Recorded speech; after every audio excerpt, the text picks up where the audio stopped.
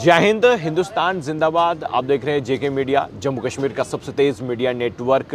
जिस तरह से आप बेहतर जानते हैं, साल 2025 का सबसे बड़ा कॉन्क्लेव जो है वो हुआ है और इसी बीच जो है तमाम नेताओं का आना जाना रहा है। सबसे पहले जो है हमारे जम्मू कश्मीर के माननीय मुख्यमंत्री उमर अब्दुल्ला साहब आए इस कॉन्क्लेव में, और उसके बाद जम्मू कश्मीर के माननीय उप मुख्यमंत्री सुरेंद्र चौधरी जी आए और तमाम नेता जो हैं वो उनका आना जाना लगा हुआ। मेरे साथ जो है सतीश शर्मा हैं, विधायक हैं बिलावर से, और आज इन्हीं से बातचीत भी करेंगे। सर, सबसे पहले मैं ये पूछना चाहूँगा आपसे, कैसा लगा आपको ये कॉन्क्लेव? सबसे पहले मैं तो आपका ये जो गुलिस्तान न्यूज़ चैनल है, इनको मैं बधाई देना चाहूँगा, और इनके चेयरमैन एमडी जो हैं सुभाष चौधरी जी को, कि जिन्होंने इतना बड़ा इनिशिएटिव लिया और 2025 का जो आगाज़ है इस भारी भरकम कॉन्क्लेव से प्रारंभ किया। एक अच्छी पॉजिटिवनेस वाइब्रेशन जो हैं वो इस कॉन्क्लेव में उभरी, और दूरियां जो थी वो नज़दीकियों में मुझे लगता है कि बदली। राजनेता आए, हर वर्ग के लोग आए इसमें अपने विचार रखने के लिए। तो नेचुरली एक अच्छी शुरुआत, अच्छा प्रारंभ, ये अपने आप में एक नया सराहनीय कार्य था।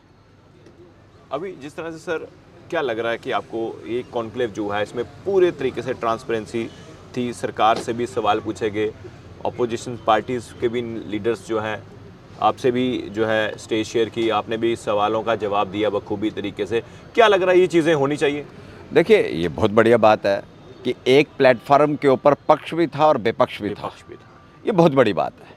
मुझे अच्छा लगा कि इसमें मुख्यमंत्री भी थे, उप मुख्यमंत्री भी थे, सरकार के मंत्री भी थे, लीडर अपोजिशन थे, यानी भारतीय जनता पार्टी के हमारे लोग थे, कांग्रेस के लोग थे, कम्युनिस्ट पार्टी के लोग थे। सब लोगों ने अपने अपने विचार रखे, और जो विचारों की लड़ाई है वो जनता के पास पहुंचनी चाहिए। हम लोग, ये देश जो है ये अपने आप में डेमोक्रेसी है, और दुनिया की सबसे बड़ी डेमोक्रेसी है भारत, और भारत के अंदर जम्मू कश्मीर, और जम्मू कश्मीर दुनिया की सुर्खियों के अंदर रहा करता था। कई तरह के मुद्दे उसमें आए, विचार आए, बातें निकल के आई, लेकिन उन बातों का जवाब भी दिया गया लोगों के द्वारा। जो भी लोग वहाँ पे मंच के ऊपर आए, जिनसे प्रश्नोत्तरी का कार्यक्रम था, बढ़िया कार्यक्रम हुआ। मैं कह सकता हूँ कि ये कार्यक्रम एक मील का पत्थर साबित होगा इस सारे टर्माइल के अंदर। तो बढ़िया कार्यक्रम मेरे हिसाब से, या वैसे भी मैं कह सकता हूँ कि दिन भर ये कॉन्क्लेव चला और सभी लोगों ने अपने पक्ष की बात, अपने विपक्ष की बात सभी ने सुनी, और पूरे जम्मू कश्मीर ने सुनी, पूरे भारत ने सुनी, मैं ये कह सकता हूँ, क्योंकि आपका चैनल तो बहुत बड़ा चैनल है, तो इसके व्यूअर्स भी बहुत ज़्यादा हैं। तो ये अच्छा एक इनिशिएटिव था सुभाष जी का। मैं सुभाष जी को इसके लिए भूरी भूरी प्रशंसा करते हुए, हार्दिक शुभकामनाएं प्रेषित करते हुए, और उन्हें धन्यवाद भी देना चाहूँगा कि उन्होंने हमें भी इस कार्यक्रम के अंदर आमंत्रित किया। मैं बड़ा आभारी हूँ उनका। सतीश जी, सियासत को बहुत ही बारीकी से आप समझते हैं, जम्मू कश्मीर की जो सियासत है। क्या लग रहा है, सरकार इस वक्त नेशनल कॉन्फ्रेंस की है, 100 दिन हो चुके हैं। क्या लग रहा है कि इन तमाम दिनों में क्या कुछ सरकार को करना चाहिए, और जो मुद्दे हैं जो मैनिफेस्टो में कहा गया उनको लेकर किस तरीके से चलना चाहिए कि जनता को जो है, जो उनको सपने दिखाएंगे वो सपने पूरे हो सकें? देखिए, एक बात तो मैं कहना चाहूँगा आपसे, आप उतना ही कहो जो आप कर सको, भ्रमित मत करो। हम इस समय विपक्ष में, हम तो कहेंगे कि सरकार ने कहा था, यही सरकार थी कहने वाली, कि हम आपको 12 सिलेंडर देंगे, 200 यूनिट बिजली मुफ्त फ्री देंगे, राशन डबल करेंगे। आज 100 दिन बीतने जा रहे हैं साहब। होता क्या कि अगर सरकार आपकी दमदार बनी हो ना, तो आते ही तुरंत पहली कैबिनेट के अंदर ये डिसीजन हो जाते हैं।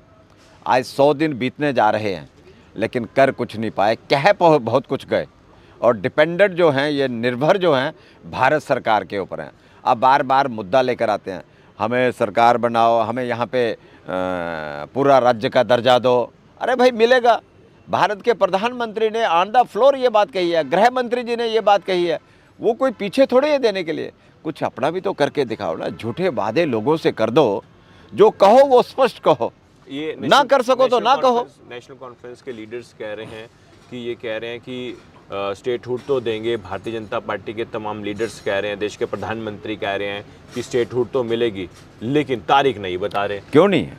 देखिए, इनको कह दो हम वही लोग हैं, तुम ही लोग हमें कहते थे राम मंदिर के विषय के ऊपर कि तारीख नहीं बताएंगे, मंदिर कब बनाएंगे। हमने तारीख भी बताई, मंदिर भी बनाया। ये जब अगर गृह मंत्री जी ने और माननीय प्रधानमंत्री जी ने ऑन द फ्लोर ये बात पार्लियामेंट के अंदर कही है कि समय, उचित समय के ऊपर आपको दे दिया जाएगा, तो चिल्लाने की ज़रूरत क्या है? तुम ज़्यादा चिल्लाओगे तो भुगतोगे। अब समय आने के ऊपर जैसा लगेगा भारत सरकार को कि अभी हमको इनको ये उचित देना चाहिए। अब देखिए, किसी को इन्होंने ये कह रहे हैं, देखो जी राज्य से हमें छोटा स्थान बना दिया, हमें यूटी बना दिया। अब इनकी चिल्लो चिल्लाहट तो है, इनके पेट में जो दर्द है, इनकी दुकानदारी के अंदर फ़र्क पड़ा है। जो मुफ्त की रेवड़ियाँ बांटा करते थे ये लोग, जो ये मुफ्त के वादे किया करते थे, मुफ्त की रेवड़ियाँ खाने वालों को और बांटने वालों को इस चीज़ की बहुत चिंता है। समय आने पे सब कुछ होगा। भारत सरकार इसमें सक्षम है और वो सब करेगी, मुझे भरोसा है इस बात का। आज जम्मू कश्मीर के जो माननीय मुख्यमंत्री हैं उमर अब्दुल्ला, वो आए इस कॉन्क्लेव में। उन्होंने कहा कि हम जो भी करेंगे जम्मू कश्मीर के लिए करेंगे, और टूरिज़्म सेक्टर को लेकर भी उन्होंने बातें की हैं कि लगभग टूरिज़्म को बढ़ावा देने के लिए उनका रोड मैप उन्होंने अपना बताया। क्या लग रहा है कितना ज़रूरी है टूरिज़्म इस वक्त जम्मू कश्मीर में, खासकर जम्मू संभाग में? नहीं, टूरिज़्म की तो बहुत आवश्यकता है और भारत सरकार इसके लिए बिल्कुल मैं कह सकता हूँ कि निपुणता के साथ काम कर रही है। आज इतना बड़ा देखिए, ये 6 लेन रोड बन रहे हैं, तो किसके लिए बन रहे हैं? हमारे लिए बन रहे हैं। आज इतने बड़े एम्स बन गया, IIT बन गया, IIM बन गया, आपका ज़ू बन गया, और आपके कितने प्रोजेक्ट्स यहाँ पे आ गए। तो ये सारा जम्मू के लिए हो रहा है साहब, ये सब जम्मू के लिए। आपको 3 मेडिकल कॉलेज जम्मू के अंदर दे दिया, आपको जम्मू रीजन के अंदर। तो ये अपने आप में ऐतिहासिक कार्य जो है वो यहाँ पे हो रहे हैं। हमको इन चीज़ों से घबराना नहीं चाहिए, समय आने के ऊपर सब कुछ होगा।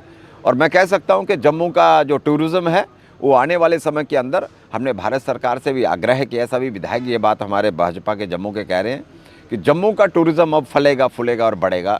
चाहे वो मानसर हो, वो सुरिंसर हो, वो हमारा बिलावर, बसोली, बनी का वो पहाड़ी क्षेत्र हो, इन सारे मार्ग यहाँ पे पहले हमें रास्ते चाहिए। ये जो आज कह रहे हैं कि हमें साहब पैकेज मिलना चाहिए, आज हमें पूर्ण राज्य का दर्जा मिलना चाहिए। इससे पहले जब पूर्ण राज्य का दर्जा तो था, तो आप कर क्या पाए? हमें वो भी समय याद है, आज का हमें समय भी याद ही, हमें वो दौर भी याद है, आज का दौर भी हमें दिख रहा है। चिंता मत करिए, आगे आगे देखिए होता है क्या। डॉक्टर फारूक अब्दुल्ला ने माता के भजन गाए हैं, कटरा में गए थे और उनका भजन जो है काफ़ी वायरल हो रहा है, इसको आप किस तरह से देखते हैं? चलता रहता है ऐसा, ये राजनीति का एक पहलू है। किसी को भजन गाने हैं, किसी को नौटंकी करनी है, सब चलता रहता है, चिंता मत करिए। ये मन साफ रखिए, भजन भी गाइए, कीर्तन भी करिए, मन को शुद्ध रखिए, तभी भला होगा सबका।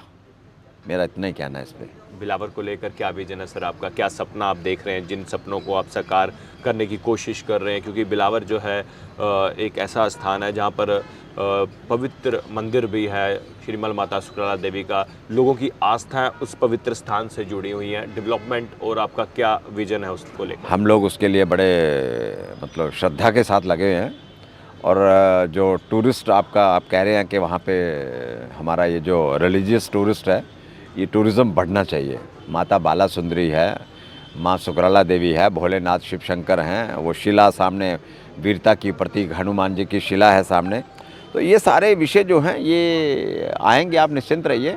और मेरा सबसे बड़ा जो वहाँ पे एक मेरा टारगेट जो है, या मेरा एक मन का जो बड़ा श्रद्धा का वो है कि मैं बिलावर की विधानसभा जो है और सारी 5-6 विधानसभाओं को, ये जो डिफेंस रोड आपका है धार रोड, मैं उसको 4 लेनिंग में कन्वर्ट करवाना चाहता हूँ। उसके लिए मैं प्रयासरत हूँ।